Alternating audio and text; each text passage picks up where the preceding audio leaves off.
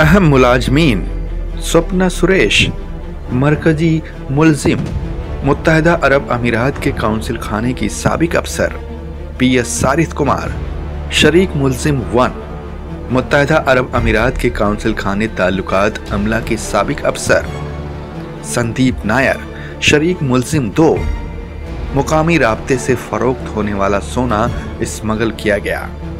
फाजिल फरीद, शरीक मुलजिम 3, दुबई की तरफ से राब्ता सोने का बंदोबस्त करना।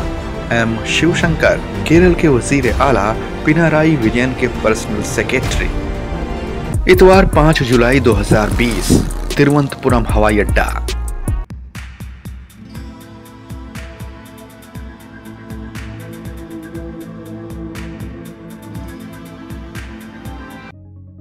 ऑफिसर, मैं मुत्तहदा अरब अमीरात काउंसलेट से सारिथ कुमार हूँ। यह बैग हमारा है। हमें बैग को एक्सरे करना है। आपके काउंसिल से किसी सीनियर अफसर को यहाँ बुलाओ। घबराया हुआ सारिथ सीनियर को बुलाने के बजाय अपने साथी को कॉल करता है। स्वप्ना, लफड़ा हुआ है, कुछ करो। वो बदले में कस्टम सीमा शुल्क के सरबराह से राब्ता करती है। मैं स्वप्ना सुरेश, CM के सेक्रेटरी शिवशंकर के ऑफिस से बोल रही हूँ। आप जानते हो ना कि इस बैग को रोका गया तो UAE हुकूमत के साथ एक बड़ा मसला खड़ा हो सकता है। अगर आपको अपनी मुलाजमत प्यारी है तो इसे अभी इसी वक्त छोड़ दो। सफारती सामान की तलाश करना वियना कन्वेंशन प्रोटोकॉल का एक संगीन खिलाफवर्जी है। लेकिन केरल कस्टम एक टिप ऑफ पर काम कर रहा था जो उन्हें एक गैर मुताल्का मामले में मिला, जब जनूबी हिंदुस्तान की मलयाली फिल्म अदाकारा शामना कासिम उर्फ पूर्णा। मैंने कुछ लोगों के खिलाफ पुलिस कंप्लेंट दर्ज की थी जिन्होंने शादी के बहाने मुझे ब्लैकमेल करने की कोशिश की है। उस तफ्तीश के दौरान एक मुलजिम ने इंकशाफ किया। एक ताजिर खवातीन जो सफारती सामान में सोने की स्मगलिंग में मुलाविश है। ये ताजिर औरत अब पकड़ी जाने वाली थी। मिस्टर अल शमेली, आप बराए करम जल्द ही तिरुवनंतपुरम हवाई अड्डे पर आएं और अपने सामान की शिनाख्त करें। बताए हुए सामान बाथरूम फिटिंग, नूडल्स, बिस्कुट और खजूर मुत्तहदा अरब अमीरात का इंचार्ज और दिगर हिंदुस्तानी सरकारी अहदेदार को गवाह बनाकर उनकी मौजूदगी में खोला गया। दरवाजे के ताले, खोखले स्टील पाइप और लोहे की सलाख जैसी स्टील की लंबी अशिया के अंदर नए तरीके से छिपाए तकरीब 30 किलो 24 कैरेट सोना था। कुल कीमत करीबन 15 करोड़ रुपए। मुत्तहदा अरब अमीरात के मुलाजिम ने सामान को मुस्तरद कर दिया, जबकि कस्टम ने माल को जब्त कर लिया। नहीं, ये नहीं हो सकता, ये मेरा नहीं है। सारिथ कुमार, जिन्हें अलग रखा गया था, को फौरन गिरफ्तार कर लिया गया और 14 दिन की अदालती तहवील में भेज दिया गया। वाकये के अगले ही दिन 6 जुलाई स्वप्ना सुरेश को कैस्टिल से निकाला गया, जहां वो बतौर ऑपरेशन मैनेजर काम कर रही थी। लेकिन तब तक वो लापता हो चुकी थी। शहर के शुमाल में एक दिलकश साहिल समंदर वर्कला में छुपी हुई।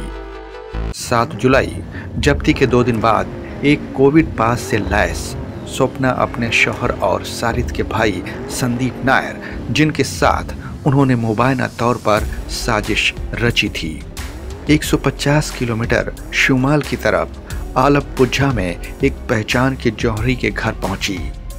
एक महफूज जगह जहां वो अपनी जवान बेटी और छोटे बेटे को छोड़ सके। इन्हें मेरे घर में नहीं रहना चाहिए। मैं इनके लिए इनारकुलम में कोई होटल बुक करवाता हूँ। उसने मुबायना तौर पर ज्वेलर को 40 लाख रुपए से भरा एक बैग थमाया, जो बाद में सारिथ कुमार के घर से बरामद हुआ, सिर्फ 14 लाख के साथ। अगला मरहला कोच्चि में एक वकील से मुलाकात करना था, जो पेशगी जमानत की दरख्वास्त के लिए कागजात तैयार कर सके। तीनों ने कोच्चि शिपयार्ड के करीब एक होटल में पहली रात गुजारी, जिसके बाद वो वहां से मुंतकिल हो गए त्रिपुनिथुरा में स्वप्ना के दोस्त के पास रहकर। अगले दिन उनकी 3 धारदार जवाबी हमले की मंसूबाबंदी शुरू हुई। सबसे पहले स्वप्ना के वकील जियोपाल ने केरल हाई कोर्ट में पेशगी जमानत की दरख्वास्त दायर की। योर ऑनर, वो सफारती बचाव के मुस्ताहिक है। क्योंकि वो अभी भी कौंसल खाने के साथ दरख्वास्त की बुनियाद पर काम कर रही है। दूसरा, आवाम की मनफी राय को तब्दील करना। उसी अलाप पुज्जा जौहरी ने मुबैना तौर पर एक ऑडियो क्लिप टीवी चैनलों के हवाले कर दिया, जिसे बार बार दोहराया गया। मुझे फंसाया जा रहा है। मैंने यूएई के काउंसिल जनरल के कहने पर कस्टम को फोन किया था। मंसूबा का तीसरा और आखिरी मरहला, केरल से बाहर निकलना। 9 जुलाई की रोज पुलिस की नाक के नीचे से वो अपने आबाई रियासत से फरार हो गए। त्रिशूर से फलक्कड़, वो तमिलनाडु के कोयम्बटूर और सेलम से गुजरते हुए बेंगलुरु आ पहुंचे। ये तीनों फरार थे जब शहर के नवाही अरुविकारा इलाके में पुलिस ने संदीप के भाई के घर छापा मारा। जब फोन बजा, पुलिस फोन कॉल के जरिए उनकी लोकेशन पकड़ने में कामयाब रही। इसके बावजूद कि फरार कभी ज्यादा देर तक एक जगह पर नहीं ठहरते थे। दूसरे जरिए से पता चलता है कि उन्हें तलाश किया गया स्वप्ना सुरेश के घर के नंबर के जरिए, या फिर जब उन्होंने क्रेडिट कार्ड का इस्तेमाल किया। खैर, जो भी हो, 11 जुलाई को जब्ती के ठीक 6 दिन बाद स्वप्ना और संदीप को एनआईए ने बेंगलुरु बीटीएम लेआउट के एक होटल से पकड़ा। अगले दिन सड़क के रास्ते से केरल लाया गया, लेकिन हाँ यहाँ विकास दुबे की तरह कोई कार नहीं पलटी और कोची एनआईए अदालत में पेश किया गया, जहां तब तक मामला मुंतकिल हो चुका था। मालूम हुआ कि स्वप्ना सुरेश ही इस मामले की मरकजी किरदार और अहम मुजरिमा थी। मुत्तहदा अरब अमीरात में पैदा हुई और पली बड़ी स्वप्ना 2010 के आसपास केरल वापस आने से कब्ल अबू धाबी बैन अक़वामी हवाई अड्डे पर काम करती थी। हिंदुस्तान में स्वप्ना ने मुख्तलिफ ट्रेवल एजेंसियों में काम किया और अरबी को अच्छी तरह जानने की वजह से तिरुवनंतपुरम के मुत्तहदा अरब अमीरात के काउंसिल खाने में एग्जीक्यूटिव सेक्रेटरी के हैसियत से नौकरी हासिल की, जहां उन्होंने 3 साल 2019 तक काम किया। इल्जाम लगाया गया कि एम शिवशंकर सीएम के प्रिंसिपल सेक्रेटरी और आईटी सेक्रेटरी भी जाती तौर पर स्वप्ना को नौकरी दिलाने के लिए सिफारिश की थी, जहां कोई तकनीकी मालूमात न होने के बावजूद केस्टिल के आईटी महकमे के खलाई मंसूबे में डायरेक्टर मैनेजर का काम दिया गया। मामला मंजर आम पर आने के एक दिन बाद शिवशंकर को हटाया गया और कुछ वक्त बाद जब स्वप्ना के साथ उनके करीबी ताल्लुकात की खबर मिली, तब सर्विस से मुअत्तल भी कर दिया गया। शिवशंकर के जरिए गैर मुल्की सफारत खाने के अमले के साथ राब्ते को बरकरार रखने की वजह से 2 हुकूमती कायदा की संगीन खिलाफ वर्जी की गई। चीफ सेक्रेटरी विश्वास मेहता की क़यादत में कमेटी की जांच ने बाद में उनको मुअत्तल करने की सिफारिश की। उनके खिलाफ गैर मुल्की काउंसिल खाने के साथ राब्ते के लिए महकमा कार्रवाई शुरू की जानी चाहिए। क्योंकि शिवशंकर पिनाराई विजयन के प्रिंसिपल सेक्रेटरी थे, वजीर आला ने खुद को घोटाले से दूर रखना चाहा। हम पूरी तहकीकात करेंगे। मरकजी एजेंसी को केरल पुलिस के साथ मिलकर तहकीकात करनी चाहिए। लेकिन शिवशंकर का ताल्लुक इस मामले से और भी ज्यादा गहरा था। कस्टम में कंसाइनमेंट जब्त किए जाने के बाद स्वप्ना मदद मांगने शिवशंकर के घर भागी। तिरुवनंतपुरम में रियासत सेक्रेटेरिएट के करीब स्वप्ना की सोसाइटी में रहने वालों के मुताबिक शिवशंकर जी इधर आते जाते थे। वजीर आला के एक और दिगर साथी और साबिक आईटी पार्टनर अरुण बालचंद्रन, जिन्होंने शिवशंकर के कहने पर स्वप्ना को अपना फ्लैट किराए पर दिया था, उन्हें भी उनके नए ओहदे से हटा दिया गया। 9 जुलाई को जब एनआईए ने केस संभाला तो उसने गैर कानूनी सरगर्मी रोकथाम एक्ट UAPA 1967 के सेक्शन 15, 16, 17 और 18 के तहत इल्जाम लगाए, जो दहशतगर्द और दहशतगर्दी के पैसों से मुतालिक है। जल्द ही जुर्म की दुनिया का काला चिट्ठा खुलकर सामने आने लगा। जाहिर तौर पर स्वप्ना मुत्तहदा अरब अमीरात के काउंसिल के सील और दस्तखत के साथ जाली दस्तावेज बनवाए थे। इससे पहले जब स्वप्ना एयर इंडिया सैट्स एक ग्राउंड हैंडलिंग सर्विस के HR महकमे में मैनेजर के तौर पर काम कर रही थी, तब भी उसे मुबायना तौर पर अपने बॉस नायब सदर बिनोय जैकब को फंसाने के लिए 16 खवातीन मुलाजिमीन के फर्जी दस्तखत किए थे। स्वप्ना का मौजूदा करियर भी एक जालसाजी के पहाड़ पर खड़ा था। जाली डिग्री सर्टिफिकेट ने उसे कैस्टिल में नौकरी दिलाई। अगरचे उनका बड़ा भाई ब्राइट सुरेश, जो अब लॉस एंजिल्स में रहता है, मुझे नहीं लगता कि वो अबू धाबी में 10वीं की पढ़ाई भी मुकम्मल की थी, लेकिन उसकी तालीम की कमी किसी भी तरह उनके समाजी माहिरात में रुकावट नहीं पैदा कर सकी। मीठी जुबान की ताकत पर वो केरल के 2 बड़े और अहम इवेंट की अनऑफिशियल मेजबान बन गई। कोची डिज़ाइन वीक 2019 और खलाई टेक्नोलॉजी कॉन्क्लेव फरवरी 2020 और काउंसिल खाने के साथ न होने के बावजूद भी वो इतनी ताकतवर रही कि कोची में वाक़े यूनिटेक बिल्डर्स को त्रिशूल में लाइफ मिशन हाउसिंग प्रोजेक्ट सौंप सकी। ईडी के खुसूसी वकील टीए उन्नीकृष्णन के अदालत में दिए गए बयान के मुताबिक स्वप्ना को अकेले प्रोजेक्ट से 6% कमीशन मिला, जो यूएई काउंसिलेट के माध्यम से रेड क्रिसेंट का चैरिटी स्पॉन्सर था। इसी तरह उसने मुबायना तौर पर हैदराबाद में मुत्तहिदा अरब अमीरात काउंसिल खाने के इंटीरियर डिज़ाइन के लिए भी एक कंपनी मुंतखब करके किकबैक लिया और पैसे कमाए। जब कंपनियां तकरूरी की वीज़ा स्टैंपिंग के लिए, दस्तावेज गवाहों और सर्टिफिकेट तस्दीक के लिए, स्वप्ना का कॉल डेटा रिकॉर्ड बताता है कि वो बहुत से आला अहलकारों के साथ राब्ते में थी। उसने मुत्तहिदा अरब अमीरात के काउंसिल खाने से 138 बार बात की, मुत्तहिदा अरब अमीरात के काउंसिल खाने में एक और अफसर से 28 बार, केरल के वज़ीर तालीम केटी जलील से 1 से 26 जून के बीच 9 बार। जलील ने दावा किया कि स्वप्ना और उनके दरमियान तमाम मुआसलात सिर्फ और सिर्फ काम से ताल्लुक था। मुत्तहिदा अरब अमीरात के काउंसिल जनरल ने रमजान के महीने में फूड किट के तकसीम करने का काम स्वप्ना को दिया।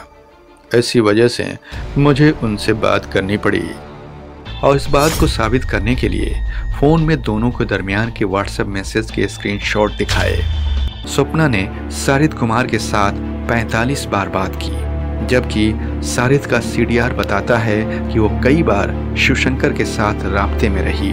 खास तौर पर सोने की स्मगलिंग से कुछ दिन पहले एनआईए ने जल्द ही मामले में एक और मुश्तबा को घेरे में लिया। 36 साला फाजिल फरीद, दुबई का एक ताजिर, एक शख्स जो गाड़ी दौड़ाने का बड़ा शौकीन है, लेकिन जिसके पीछे पुलिस पड़ी है। 4 मुकामात के किराए पर चेक बाउंसिंग के मामलात की वजह से त्रिशूर के मुकामी बाशिंदे फरीद ने दुबई के कर्मा में सारिद कुमार के साथ कारोबार किया था, जब सारिद कमर्शियल बैंक इंटरनेशनल के वसूली सेक्शन में काम किया करते थे। बॉलीवुड अदाकारों के फैन फरीद ने 2018 में एक आलीशान जिम खोला था, जिसका इफ्तिताह बॉलीवुड अदाकार अर्जुन कपूर ने किया, बहुत सारे पैसे दिए जाने के बाद। फाजिल स्मगलिंग नेटवर्क का मुश्तबा यूएई लिंक था, जो माना जाता है कम से कम 15 बार सफाकती बैग की आड़ में सोना भेजा था। एनआईए के जरिए मुख्तलिफ दफात के तहत मुल्जिम वो अब दुबई पुलिस की हिरासत में है और उसकी भारत के हवालगी किए जाने की गुंजाइश है। एक बार सोना हिंदुस्तान में लाया जाता तो ये संदीप नायर की जिम्मेदारी थी कि वो ये सोना काबिल एतमाद ज्वेलर्स को फरोख्त करे। एनआईए के मुताबिक केटी रमेश मल्लापुरम से एक बंदूकधारी और बिचौलिया फाइनेंसर सोने की स्मगलिंग के लिए पैसों का बंदोबस्त करता था। कई मामलों का मुल्जिम वो अपने कनेक्शन का इस्तेमाल करके हिरासत से बरी हुआ करता। जब पकड़ा गया, इन सब में सोने की स्मगलिंग के लिए, जानवरों का गैर कानूनी शिकार और गैर मुल्कों से 13 बंदूकों के डस्टलीमेंट हिस्सों को लाना, उन्हें और उनके 3 साथियों को भी डायरेक्टरेट ऑफ रेवेन्यू इंटेलिजेंस ने हिरासत में लिया। ताहम कुछ पेशरफ्त हैरान कर देने वाले हैं, जैसे मुत्तहिदा अरब अमीरात काउंसिल खाने के निगरान रशीद खमीस अल शमेली का भागना, जिन्होंने खामोशी से भारत से परवाज भरी और अपने मुल्क की हिफाजत में पनाह ली। कई दस्तावेज जो सोने की स्मगलिंग के लिए इस्तेमाल किए गए, उन पर एक आला काउंसिल खाने के अफसर का दस्तखत है, जिसका मवाजना रियासती प्रोटोकॉल ऑफिस के साथ दस्तयाब नमूने के साथ की जाएगी। काउंसिल के जाने के एक दिन बाद उनके सिक्योरिटी एहलकार और गनमैन चीफ पेटी ऑफिसर जय घोष नंदनवनम आर्मी रिजर्व कैंप गए। मैं अपनी सरकारी पिस्तौल सरेंडर करना चाहता हूँ। फिर अपनी कलाई को काटकर एक मुश्तबा ने खुदकुशी करने की कोशिश के बाद उनके पड़ोसियों ने उन्हें अपने घर के करीब पाया। अपने बयान में, मेरा सोने की स्मगलिंग से कोई लेना देना नहीं है, लेकिन यह शक कि जयघोष की इसमें मिली भगत थी, वो स्वप्ना को अच्छी तरह से जानते थे और शायद उन्होंने ही गाड़ी चलाई जब 5 जुलाई को सारिद कुमार सोना लेने एयरपोर्ट गए थे। जयघोष और उनके करीबी रिश्तेदारों के बैंक खातों की तफ्तीश चल रही है कि क्या अचानक कोई बड़ी रकम तो नहीं आई। इस मामले के कई सियासी मुद्दे भी हैं, खासकर जब केरल असेंबली इंतखाबात अप्रैल-मई 2021 में होने वाले हैं। सबसे बड़ी सितम शरीफी की बात यह है कि पिनाराई के लेफ्ट बाजू की डेमोक्रेटिक फ्रंट हुकूमत ने 2016 में इसी तरह के एक शमसी स्कैंडल की बुनियाद पर बरसर इक़्तिदार में आई थी, जब एक खवातीन सरिता नायर और उनके शौहर बिजू राधाकृष्णन ने मुबायना तौर पर सरमायाकारों को वजीर आला के दफ्तर से करीबी मेल दिखाते हुए शमसी कंपनी में रकम लगाने के लिए धोखा दिया। इल्जामात ये थे कि उस वक्त के कांग्रेसी वजीर आला ओमन चांडी के दफ्तर में 3 मुलाजिमीन ने उस घोटाले के मरकजी मुलजिमों से मुलाकात की थी। अब ये अमाल का ही नतीजा है कि पिनाराई तकरीबन उसी तरह के इल्जामात का सामना कर रहे हैं। परेशान वजीर आला घर घर 4 सफ़ों की पर्चियां तकसीम करवा रहे हैं, जिसमें तमाम मुलजिमों की तस्वीर है, स्वप्ना सुरेश वगैरह की, लेकिन बगैर शिवशंकर के। फेक न्यूज़ पहले से ही शुकूक व शुबहात का घेरा बन चुका है, विजयन की बेटी की शादी में स्वप्ना की मौजूदगी को दिखाकर। बीजेपी के जरिए सबरीमाला मुद्दे पर मुश्ताइल जज्बात करने के बावजूद और पिनाराई हुकूमत सियासत खेलकर सुप्रीम कोर्ट के हुक्म को सख्ती से नाफिज करने का फैसला लेकर सितम ज़रीफी से अगर पिनाराई की हुकूमत गिरती है तो इसका फायदा दोनों के अहम हरीफ यानी कांग्रेस के यूडीएफ को होगा। अब एक वाहिद रास्ता है बीजेपी के पास, अगर जांच किसी तरह कांग्रेस के लीडरों को भी घेरे में लेती है और एलडीएफ और यूडीएफ दोनों जाल में फंसते हैं। लेकिन यहाँ भी बीजेपी की जमीन ढीली है। संदीप नायर का फेसबुक पेज उन्हें बीजेपी नेता कुम्मानम राजशेखरन से गले मिलते दिखाता है। जब बीजेपी इससे दूर रहने की देखी और इनकार किया, तब तक संदीप की वालिदा ने सहाफियों से कह डाला, मेरा बेटा बीजेपी का एक एक्टिव रकून है। केरल में सोने की स्मगलिंग कोई नई बात नहीं। गुज़िश्ता साल रियासत में 550 किलोग्राम से ज्यादा स्मगलिंग का सोना जब्त किया गया। यह एक कौमी रिकॉर्ड है, जबकि सारी पार्टियां इस मुद्दे पर सियासी तौर पर सरमाया लगाना चाहती हैं और अपने मुख्तलिफ को फंसाने की कोशिश में है। सोने की स्मगलिंग जारी रहेगी। बिस्वो की शायरी। सोने की स्मगलिंग में पकड़ी गई स्वप्ना राज कर रही थी केरल पे जैसे देश हो अपना। एक ऐसी ही कहानी ने लाई ये सरकार, देखना अब यह है कि क्या होगा 2 बार।